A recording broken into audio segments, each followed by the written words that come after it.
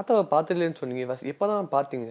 பார்த்தேன். ஒரே ஒரு வாட்டி தான் பார்த்துருக்கேன். அப்ப எனக்கு வந்து சின்ன வயசு தான். நான் 7வது தான் படிச்சுட்டு இருந்தேன். ஃபர்ஸ்ட்டு அவர பார்த்தது, அவரு இறந்து அந்த ஐஸ் டப்பால வச்சு, அப்பதான் அவர நான் ஃபர்ஸ்ட்டு பார்க்குறேன். என்ன அப்பதான் அழைச்சிட்டே போறாங்க. அதுக்கு முன்னாடிலேருந்து இவரு தான் என் தாத்தா, அவர் நடிச்ச படங்கள்லாம் எனக்கு எல்லாமே தெரியும். ஆனா அதான் சொல்றேனே, அது அது ஒரு கதை. அது ஒரு பெரிய கதை.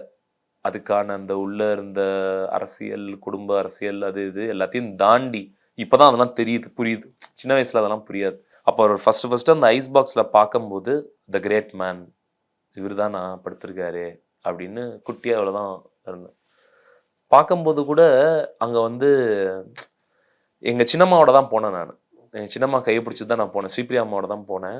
பையன உள்ள அழைச்சிட்டு வரேன் அப்படின்னு சொல்லும்போது கூட, இல்ல பையன அப்படியே வெளிப்பக்கமா அழைச்சிட்டு போயிடுங்க அப்படின்னு உள்ளேருந்து கமெண்ட் வந்தது வந்து காது உட்பட கேட்டேன் நான். அன்னைக்கு வந்து எங்க சின்னம்மாவுக்கு வந்து ஒரு கௌரவம் வந்தது. அதே மாரி கஷ்டப்பட்டு, அதே மாரி அடி வாங்கி, அதே மாரி கழுவி எல்லாம் ஊத்துவாங்க. எல்லாத்தையும் தாண்டி நீ வந்து ப்ரூவ் பண்ணணும் அப்படின்றத சின்னம்மா அன்னைக்கு ஸ்ட்ராங்கா சொன்னாங்க. அம்மாவும் என்கிட்ட ஸ்ட்ராங்கா சொன்னாங்க. அத நோக்கி ஓடிட்டு இருக்கேன்.